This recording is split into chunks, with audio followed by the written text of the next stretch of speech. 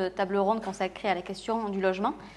Faire battre à nouveau le cœur de ville passe également par la diminution du taux de vacance des logements. Nous verrons quelles initiatives émergent, mais aussi quels opérateurs peuvent venir en appui, notamment sur la rénovation du bâti ancien ou sur la construction neuve dans les dents creuses. Camille Galtier, vous nous avez dit qu'il y avait à peu près 2000 personnes qui vivaient dans le centre, dans le cœur de ville de Manosque. Combien de logements envisagez-vous de réhabiliter ou de construire? Il y a deux enveloppes à prendre en compte. Il y a l'enveloppe urbaine, le centre-ville de Manosque, que l'on peut considérer pour les Manosquins entre la porte Toubéran et la gare routière, c'est le centre-ville de Manosque, où bien évidemment, là, il y a plus de Manosquins. Et après, il y a l'enveloppe centre historique.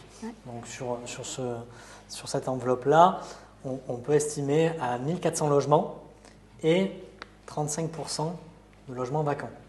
À l'instant T, en 2020, quand nous avons pris la responsabilité de la mairie, soit à peu près 400 logements vacants. C'est comme cela que nous avons traduit dans notre plan local d'urbanisme, puisque nous avons fait un nouveau plan local d'urbanisme en l'espace de 18 mois, et où nous avons affiché l'ambition de reconquérir 400 logements vacants, notamment sur le centre historique. Et évidemment, la question de la reconquête du centre-ville passe par remettre des habitants dans le centre historique de la ville de Manosque. Ça passera bien évidemment par de la rénovation urbaine, évidemment, mais aussi, il ne faut pas se le cacher, si on considère qu'il y a 400 logements vacants, c'est aussi à cause de la typologie des logements. Aujourd'hui, les habitants ne veulent pas forcément vivre dans des T2 de 35 mètres carrés. Et cette réalité-là, ce constat de réalité, ce principe de réalité, il faut le combattre. Et pour le combattre, il ne faut pas forcément croire que parce qu'on va changer l'isolation, qu'on va mettre un climatiseur à l'intérieur et qu'on va repeindre les murs, ça va changer. Ce n'est pas vrai. Donc il faut remodifier ces appartements, ce qu'on appelle des travaux lourds, pour abattre des cloisons, agrandir les appartements. Et ce sera parfois éclater un îlot.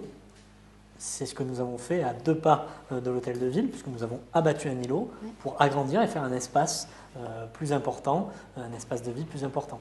Donc il n'est pas certain qu'à la fin de ces 10 années de reconquête sur le cœur de ville, parce que c'est cette échéance-là que nous visons, il y ait 400 logements remis en service. Ça serait faux de dire le contraire. Il n'y en aura peut-être que 300, parce qu'au final, on aura enlevé 100 logements à travers la fusion de 2 petits appartements en un grand, la reconquête d'îlots, etc. C'est ça la réalité, le principe de réalité que nous avons sur les cœurs de ville, parce que les gens, les habitants veulent une nouvelle vision de l'habitat en centre-ville. Quels freins avez-vous rencontrés ou rencontrez-vous dans le développement de vos projets? Est-ce que vous avez par exemple des soutiens des opérateurs nationaux ou pas, justement? Pour nous, il y a 2 dispositifs qui sont clairement identifiés. Le premier, c'est l'OPARU. C'est l'aide au financement de ce que nous appelons le gré à gré, c'est-à-dire la collectivité monte un dossier avec un habitant qui veut renouveler, rénover son habitation à travers la rénovation thermique, à travers des travaux plus lourds, à travers des travaux en accessibilité, parce qu'il y a des personnes âgées ou des personnes à mobilité réduite qui doivent y habiter. Ça, c'est le premier point. Et les financements sont importants, puisqu'on sera sur les 5 ans de l'opération OPARU, sur 5 millions d'euros investis à travers le département, la région, l'ANA et la ville. Ça, c'est une vraie réalité. Les dossiers partent relativement bien, puisqu'en l'espace de 16 mois, malgré le Covid, on a 18 dossiers qui ont été validés, donc c'est-à-dire 18 logements rénovés. Donc on peut estimer qu'à la fin de cette OPARU, une centaine de logements auront été faits, ce qui fait un quart de notre objectif à 10 ans. Et après, il y a les îlots que la ville a identifiés et qu'il va être, on va dire, la collectivité va être maître d'œuvre, va cibler ces îlots, les rénover ou acquérir pour les revendre. C'est le cas sur 5 îlots que l'on a identifiés, que l'on va travailler en lien avec l'EPF et où on travaille notamment, principalement, avec Action Logement et la Banque des Territoires. Ça, c'est un sujet. On est en train de travailler avec des bailleurs sociaux. Il y a Grand Delta Habitat, il y a Unicil qui sont manifestement intéressés sur certains îlots. Je nomme aussi HHP, mais après, le but n'est pas non plus de ne faire que du logement social dans le cœur ancien. Donc il faut aller chercher du logement privé. On est en lien aujourd'hui avec des hôteliers pour faire du logement 3 étoiles, parce qu'aujourd'hui on sait qu'il manque des lits d'hôtellerie sur la ville de Manosque, notamment dans le cœur de ville, avec de la haute qualité. On est en train de travailler sur ce sujet-là aussi. D'accord. Bon, je vais passer la parole maintenant à Madame Bertolino. L'EPF est un acteur régional. Il est intéressant d'avoir votre regard sur d'autres cœurs de ville. Est-ce que vous pouvez nous parler de votre intervention, par exemple à Cavaillon, à Gap? Donc, normalement, il y a un diapositive qui vous est projeté pour ceux en webinaire. Donc, effectivement, nous accompagnons les collectivités dans les cœurs de ville, centres anciens, c'est très important aussi, par des interventions dans des îlots dégradés. Et en l'occurrence, le site de Gap, que vous avez tous sous les yeux évidemment, nous permet de constater que nous sommes vraiment dans l'hypercentre. Pour les présents, je montre. Et donc, une ville vernaculaire, c'est ce qu'a évoqué Alexis Roux tout à l'heure, donc des centres anciens souvent peu lumineux, avec des typologies petites et parfois de la mono-orientation, et qui nécessitent un travail vraiment de restructuration profonde de ces cœurs d'îlots pour à la fois renforcer la centralité avec des équipements publics, des cinémas, des salles de spectacle, des résidences pour personnes âgées, du logement familial neuf ou quasi neuf parce qu'il aura les fonctionnalités du neuf. Et donc ça, c'est très important de l'évoquer.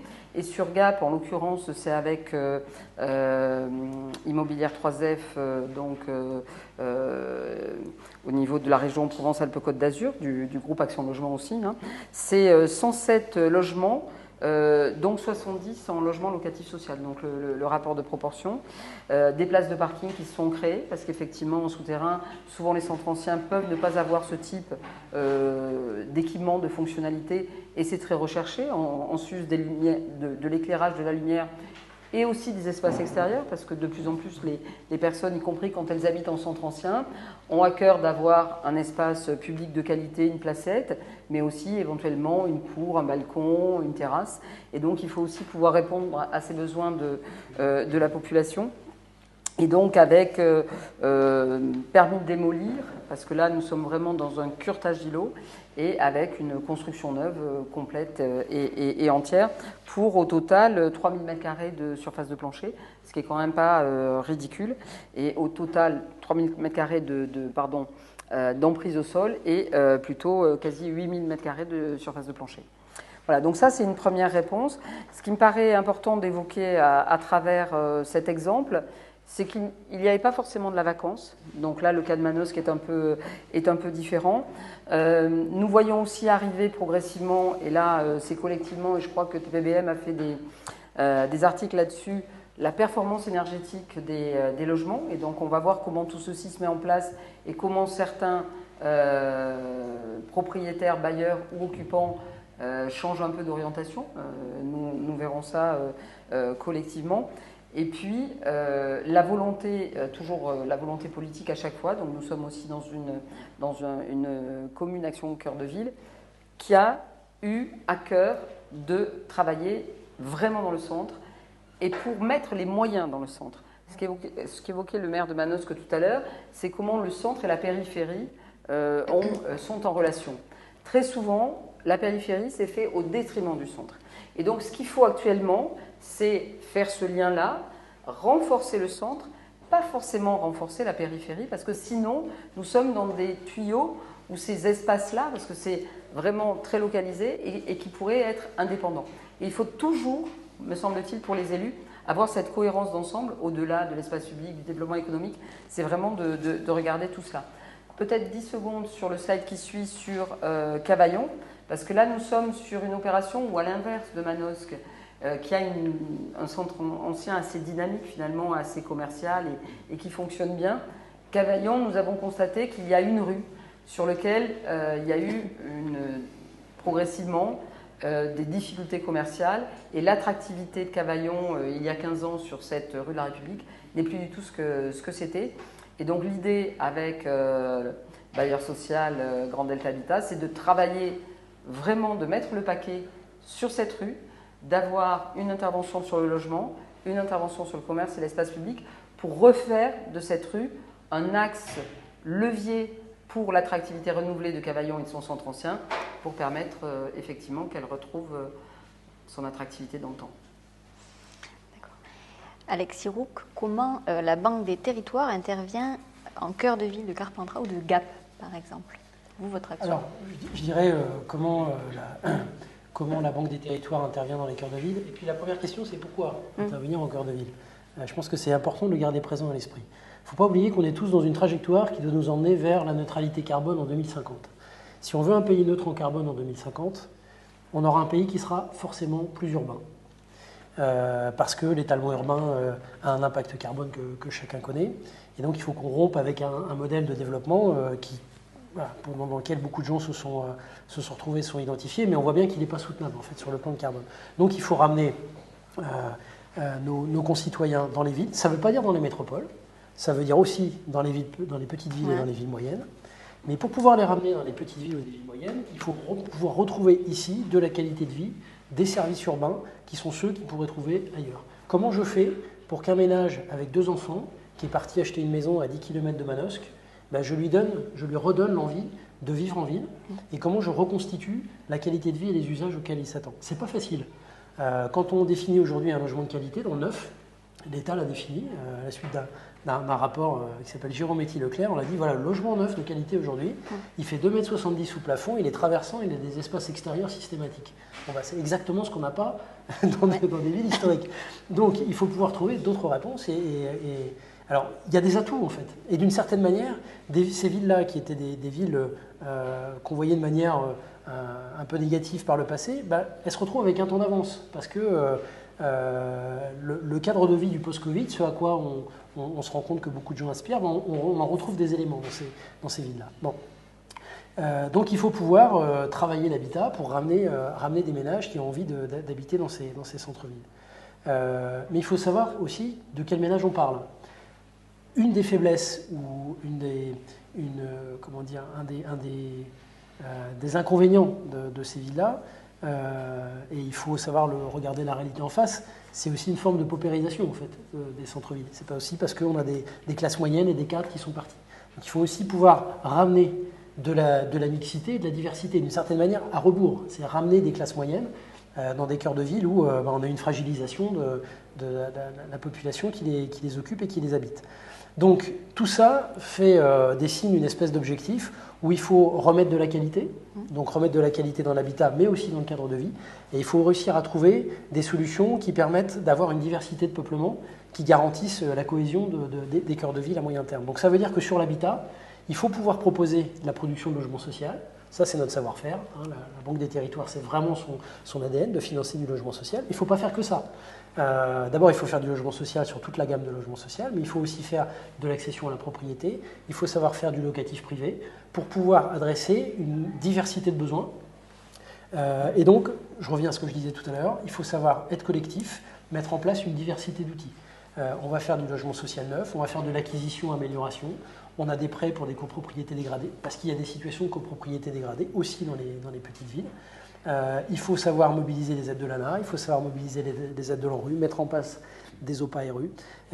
Et donc notre contribution, comme toujours, elle est double, côté Banque des Territoires, de l'ingénierie pour réfléchir à la stratégie et à ce qu'il faut faire, et deuxièmement, de l'ingénierie financière à travers des prêts qui sont des prêts qui s'adressent à la fois aux opérateurs de logement social et aux opérateurs privés. On fait ce qu'on appelle des prêts habitat privé, qui sont pour des logements qui ne sont pas destinés à être agréés sur le logement social, mais à être de l'habitat privé tout à fait classique. Donc il faut réussir à faire du locatif, de l'accession, sur toute une gamme, sur toute une variété, pour adresser les besoins de toute une variété de ménages, pour réussir à avoir un fonctionnement urbain harmonieux, parce qu'on aura un équilibre de peuplement. Donc il faut pas réduire ça à une question d'outils et d'ingénierie financière, il faut savoir de quelle stratégie on parle pour arriver aux outils.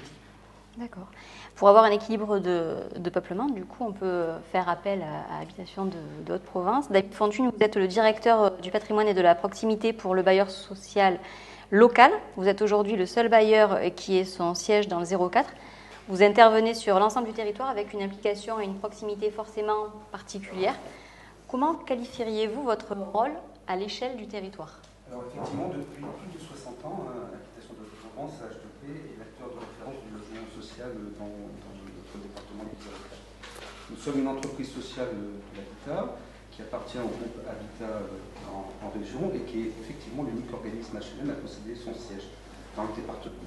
Nous intervenons aujourd'hui au quotidien sur 70 communes environ et représentons à nous seuls plus de 60% du parc HLM du département. Je tiens à rappeler quand même qu'on a une mission d'intérêt général qui nous engage, nous, bailleurs sociaux, à accueillir au sein de nos patrimoines une diversité de publics, généralement rejetés du logement privé. Et notre légitimité, c'est donc bien ça, c'est l'insertion par le logement. Grâce à notre ancrage territorial fort et ancien dans le département, mais avec aussi notre relation de proximité avec les acteurs de l'habitat que sont les services de l'État, les collectivités locales, nous intervenons depuis, de façon très très lointaine. Nous avons toujours été considérés comme étant le partenaire naturel et légitime des pouvoirs publics et des communes pour les accompagner dans les projets de rénovation des centres anciens.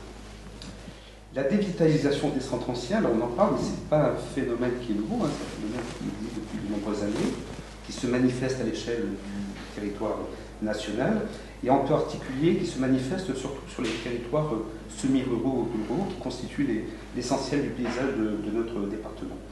Bien souvent, donc on l'a dit, ces centres anciens doivent faire face à plusieurs difficultés qui des fois se cumulent, vacances des logements, vacances des commerces, paupérisation de la population qui habite, dégradation du bâti et des équipements publics qui le composent. Depuis une trentaine d'années environ, donc, certaines communes du département ont pris conscience de ces éléments-là et ont engagé des opérations de requalification de leurs centres anciens avec l'appui d'AGP. Donc ce n'est pas quelque chose qui est nouveau. À ce jour, notre organisme a réalisé 35 opérations en centre ancien sur une vingtaine de communes. Ça représente la production de logements locatifs sociaux neufs, un volume de 300 logements. Je pense notamment, j'ai une pensée particulière pour des opérations qu'on a menées sur Sisteron avec des projets de résorption d'habitat insalubre multisites qui font référence au niveau local mais aussi au niveau national. Donc voilà, je tenais à rappeler que c'est important, que la compétence d'intervention des bailleurs sociaux en centre ancien est une réalité concrète et éprouvée. Alors concrètement, justement, comment vous illustreriez par un exemple une opération menée dans une commune du département, notamment sur le partenariat que vous avez avec les collectivités et les autres acteurs de l'habitat? Voilà, ça veut dire sur une référence, alors on a 35, je vais prendre une référence sur laquelle on a beaucoup de recul parce qu'elle a été réalisée il y a plus de 20 ans, en 2001 exactement, et qui se situe sur la commune de Fort-Calquier. C'est une opération d'acquisition-amélioration de l'hôtel de Tende. L'hôtel de Tende, c'est une bâtisse du XVIIIe siècle, un peu typique des hôtels particuliers tels qu'on les construisait à l'époque, et qui forme presque à lui seul un côté de la place Saint-Michel, qui est aussi une place emblématique de Fort-Calquier. Donc en 1961, après avoir connu plusieurs propriétaires successifs, c'est un édifice qui a été morcelé en plus de 25 lots et sur 7 parcelles cadastrales, et qui a été ensuite vendu à la découpe. Le temps a passé, l'immeuble a commencé à être petit à petit abandonné, le bâti s'est dégradé, et au début des années 90, la commune a dû intervenir, non seulement pour réaliser des travaux d'urgence, de confortement et de réfection de la toiture qui s'était effondrée, mais aussi pour pouvoir acquérir déjà certains lots. Avant toute intervention d'ensemble, la commune a dû aussi, après, derrière, et ça a pris plusieurs années, reconstituer l'entité cadastrale, l'entité foncière du bâtiment, avec un travail long et fastidieux de recherche de propriétaires qui parfois ignoraient leurs biens. C'est la réalité, ça a pris des années. En 1997, au-delà de la problématique de l'hôtel de Tende, la commune a aussi pris conscience, appuyée par les services de la DDT et les services de l'architecture patrimoniale, des départementaux d'architecture et du patrimoine, ils ont pris conscience qu'il fallait vraiment aller encore plus loin et plus fort. Donc il y a un projet qui a émergé et qui a visé à requalifier non seulement l'hôtel de Tende, mais surtout plusieurs îlots qui avaient bien été identifiés sur la commune de Fort-Calquier, ainsi que des espaces publics. L'hôtel de Tende, lui, devant marquer le démarrage de cette opération. Donc le maire, à l'époque, s'est retourné tout naturellement vers HDP pour lui confier, via un bail à construction, la requalification de ce bâtiment, un bail à construction d'une durée de 50 ans. Alors le projet, les études de conception ont permis d'aboutir à un projet de construction de 12 logements locatifs, dont 3 commerces en rez-de-chaussée, hein, et l'ensemble étant pourvu d'un niveau de confort optimum. Hein. On l'évoquait, avec des logements qui sont traversants, avec des vues superbes sur les toits de fort calqué, le confort thermique qui va bien, le confort acoustique, et on a même poussé le projet jusqu'à améliorer l'accessibilité en créant un ascenseur dans le bâtiment. Par ailleurs, il a fallu aussi se conformer à des contraintes architecturales qui étaient fortes. Hein. La création d'une surélévation au-dessus du bâtiment, entrée de la façade, pour pouvoir créer le nombre de logements qui permettent l'équilibre financier de l'opération, hein, parce qu'il s'agit bien de ça aussi. Il a fallu aussi maintenir en place la vaste façade durant toute la phase des travaux, y compris lorsqu'on démolit des planchers, hein, c'est des opérations assez délicates, lorsqu'on réalise des travaux de confortement, déposer, reconstruire les moulures, les moulures du premier étage du bâtiment, restaurer un escalier monumental et maintenir aussi les dimensions des fenêtres du 18e. Ensuite, donc ça c'est dans la phase étude, après il y a la phase chantier derrière. Et la phase chantier, c'est aussi beaucoup de contraintes, des contraintes d'installation de chantier d'abord.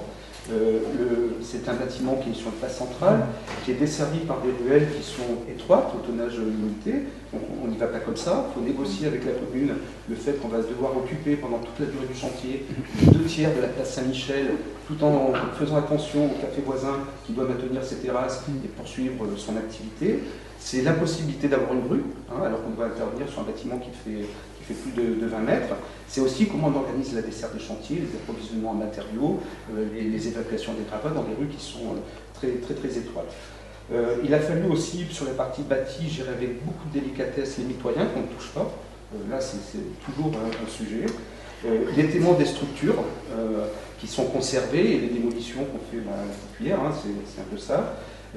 La consolidation et la réfection d'un escalier monumental, la grève d'un ascenseur, la reconstitution de la petite fenêtre en pierre du Vaucluse, enfin voilà, toutes ces contraintes-là qui nécessitent aussi, et je dis que c'est important, des compétences quand même spécifiques hein, au niveau des entreprises, et ben, sont des vrais sujets au cours de chantier. Au final, le chantier s'est relativement bien passé, on a pas eu de plainte de riverains. C'est une opération qui a été initiée par Joupin en 97, livrée en... le chantier a démarré en 99 et on a livré les logements en 2001. Aujourd'hui, le recul qu'on a, outre le fait que ça ramène du dynamisme, du commerce, de l'économie sur la place, le recul qu'on a, nous, au niveau des habitants, c'est qu'ils sont globalement très satisfaits d'habiter dans ce patrimoine, même voire fiers, hein, parce que c'est un patrimoine qui a quand même une certaine allure. Donc, on n'a pas de vacances, peu de rotation et aussi... Un point qui est important dans le logement social, qui marque un peu les choses, c'est qu'on n'a pas de dégradation des particuliers, par exemple. Forte appropriation. Donc juste pour synthétiser hein, en fait, hein, les différents facteurs de succès et les points d'attention sur ce type d'opération. Facteur de succès, il faut la volonté politique, ça c'est clair. C'est évident, mais ça va mieux en le disant, hein, ça c'est un point important. Il faut que ce soit des opérations, comme on l'a dit, qui s'inscrivent dans des projets globaux, qui traitent non seulement le bâti, mais aussi la qualité des espaces publics, le commerce, l'économie en général.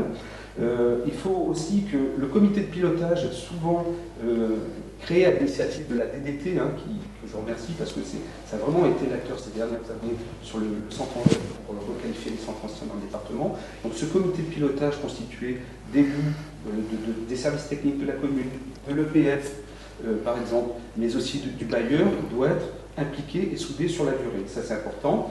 Et enfin, la capacité des acteurs à se mobiliser pour trouver les ressources, les financements, lever les freins réglementaires qu'on peut rencontrer dans ces opérations-là, ça aussi, c'est essentiel. Et dernier point d'attention, c'est des opérations où, effectivement, il y a des risques financiers, juridiques importants. Donc, il faut les maîtriser sur la durée.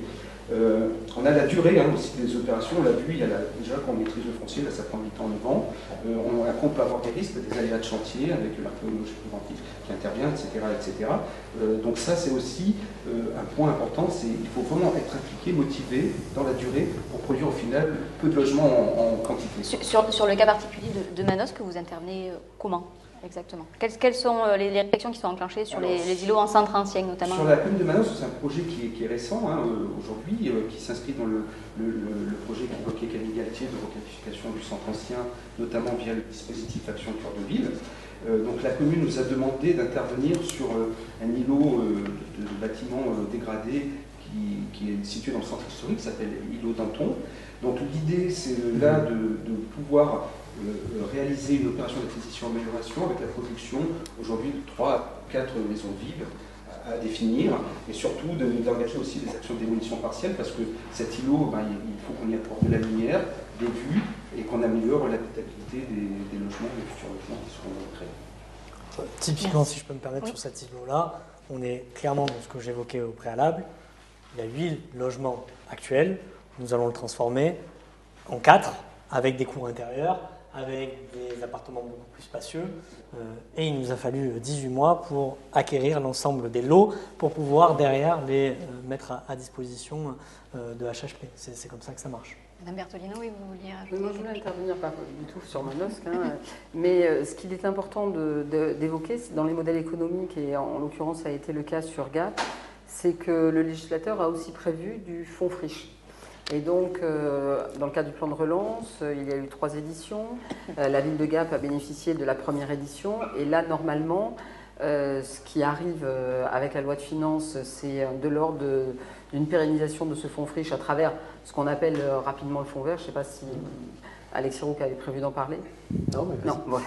Et donc, c'est important que ce soit pérennisé, parce que le modèle économique étant à ce point complexe, comme ça vient d'être dit, et avec des difficultés au-delà de la durée, la dimension patrimoniale ABF, la dimension archéologique. Et donc, les faits se penchent beaucoup sur le berceau, parfois au risque de renverser le bébé. Et donc, il faut avoir effectivement des soupapes pour pouvoir permettre d'équilibrer ces projets. Et le fonds friche est vraiment fait pour ça. La NCT s'est battue, l'Agence nationale de la cohésion des territoires s'est battue, et tout le monde avec, pour que ça existe dans le cadre du plan de relance, pour que ce soit une réussite. Et ça a été une réussite régionale, parce qu'en l'occurrence, là où la France a fait x2, la région a fait x6, donc ça a vraiment drainé des subsides sur le territoire régional. Et sa pérennisation à travers le fonds vert qui est en loi de finances en 2023, pour 2023, c'est plutôt très encourageant.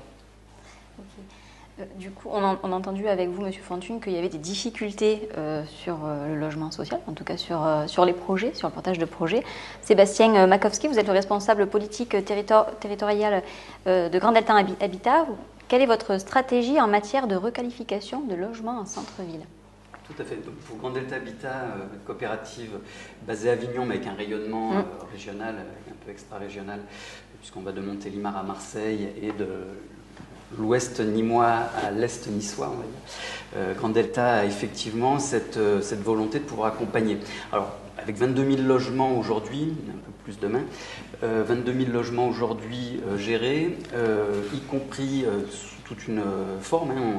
Monsieur le directeur de la caisse de la Banque des Territoires, l'évoquait tout à l'heure, le bailleur désormais est un ensemblier urbain, doit pouvoir intervenir aussi bien sur du locatif social qui est son cœur de métier, du locatif intermédiaire, également de l'accession, de l'aménagement d'écoquartiers avec du produit PSLA, du produit BRS qu'on maîtrise désormais, c'est des produits nouveaux que le bailleur désormais sait enclencher, et avec une volonté effectivement, un objectif de 800 logements à produire.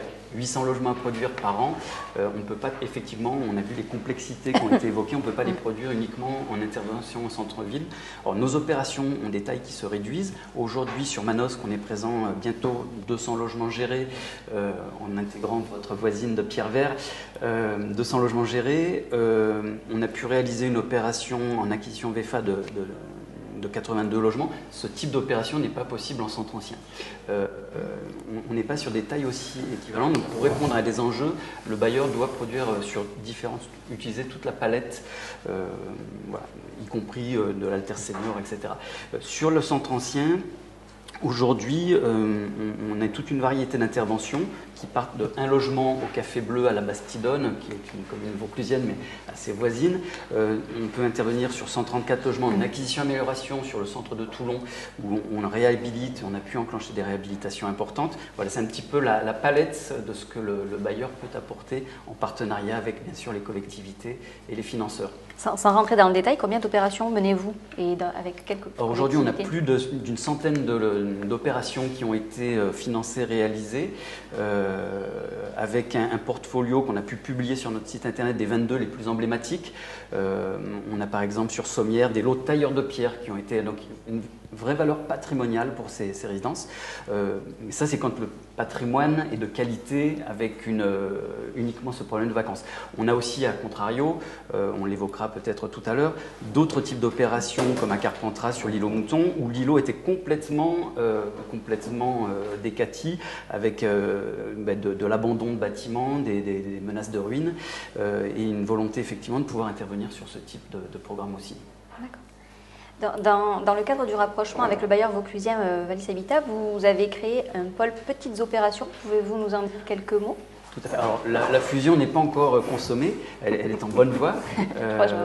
C'est pour la fin de l'année, il reste des étapes importantes comme l'avis du CRHH, une présentation pour avis au CRHH, également une assemblée générale extraordinaire qui doit le valider.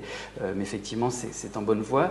Chez Wallis Habitat, on a de très bons professionnels aussi sur l'intervention en centre ancien. D'ailleurs, cette volonté de pouvoir répondre notamment aux communes, déjà beaucoup en Vaucluse où nous avons plus de 15 000 logements. Donc il y a cette volonté de pouvoir répondre aux communes, de les accompagner dans ces rénovations qui sont coûteuses, lourdes, complexes. Mon collègue le disait tout à fait, c'est ce type d'interventions qui sont particulièrement difficiles. Ça a pu être mis en valeur par le conseil départemental et sa vice-présidente qui a été très active pour faire visiter aux élus des opérations emblématiques. On a pu visiter notamment la caserne des pompiers de Beaugneux qui a été complètement réhabilitée avec 2 commerces qualitatifs, un chocolatier, un fleuriste et 4 logements au-dessus. Voilà, c'est des opérations où le bailleur va pouvoir intervenir, mais il y aura difficilement l'initiative privée. Quand il s'agit de réhabiliter un logement, l'initiative privée peut tout à fait prendre en charge avec les aides de l'ANA et de l'ANCT. Aujourd'hui, un bailleur est là pour réaliser des opérations un peu plus complexes en lien avec les partenaires. Alexis Roux, comment la Banque des Territoires peut accompagner le financement des logements sociaux classiques? Alors, la Banque des Territoires, à l'égard du logement social, elle sait faire à peu près tout. Très amont, un peu amont, sur l'opération elle-même, même après. Très amont, c'est le financement des structures, pas le financement des projets. Donc, ça nous est arrivé, notamment en accompagnement de la loi Elan, d'intervenir sur le haut bilan des organismes de logement social pour leur donner les moyens de déployer une stratégie de production et de rénovation du parc. On est en amont aussi parce qu'on intervient sur le foncier à travers un prêt que beaucoup d'acteurs connaissent qui s'appelle le prêt Gaïa, qui est unique en son genre par son horizon très lointain, jusqu'à 80 ans. Et puis on fait du financement d'opérations de production neuve. C'est le modèle vraiment très classique. Vous avez un macro-Lotzac, vous sortez 200 logements collectifs avec 30% de logements sociaux. Mais ça, j'allais dire, c'est le plus facile à faire, le plus facile à industrialiser. C'est beaucoup plus difficile de traiter des centres, des cœurs de ville comme on l'évoquait là, où il faut plus avoir à disposition, je disais tout à l'heure, le maximum d'outils possible. Donc il y a du prêt très classique de production neuve, mais il y a aussi du prêt acquisition-amélioration, du prêt copropriété dégradée, de l'habitat social, mais aussi de l'habitat privé qui sera conventionné avec l'ANA à terme.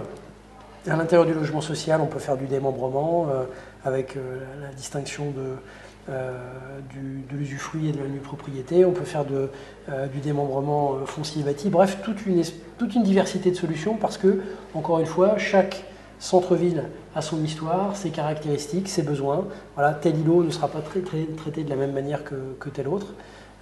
Son peuplement, sa population peut varier aussi, les objectifs des élus peuvent varier. Donc nous, notre objectif, c'est d'essayer d'apporter la plus grande gamme de solutions possibles à la disposition des acteurs. On n'est pas là pour faire à la place des autres, on est là pour mettre les opérateurs en situation de... Mais avec beaucoup d'humilité, parce qu'on est un acteur important de ce secteur, on est très loin d'être les seuls. Il y a des opérateurs, évidemment, qui sont ceux qui vont porter les opérations. Il y a les élus qui définissent la stratégie. Il y a le PA qui est là aussi pour... le PA, c'est un autre registre dans les grandes métropoles. Le PF qui est là pour apporter le foncier. Voilà, encore une fois, on ne trouve de solution que collectivement, tellement les enjeux sont complexes. Voilà, c'est pas parce que les villes sont de petite taille que les problèmes sont faciles à résoudre. Voilà. Madame Bertolino, vous vouliez... Juste une seconde, tout à l'heure a été évoqué un acronyme, le bail réel solidaire.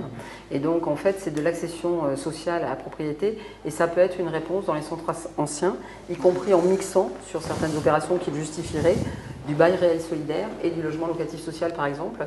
Donc, de l'accession sociale à la propriété anti-spéculatif perpétuel, mais qui permet d'avoir un équilibre économique amélioré et du logement locatif social. C'est important dans les réponses logement qui peuvent être apportées collectivement.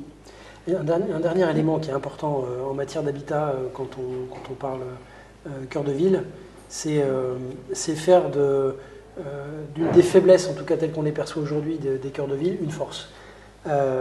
L'élément clé, en fait, c'est le fait que ce sont des villes abordables. Et c'est ça la grande force et la grande puissance de ces villes-là, c'est d'être en situation, encore une fois, de prendre un temps d'avance, en fait, et d'inventer la qualité de vie abordable, qui fait qu'on réussira à faire revenir des ménages qui seront attirés à la fois par le cadre de vie, mais aussi par le fait que pour acheter un logement neuf, ils ne seront pas obligés de mettre 5 ou 6 000 euros du mètre carré.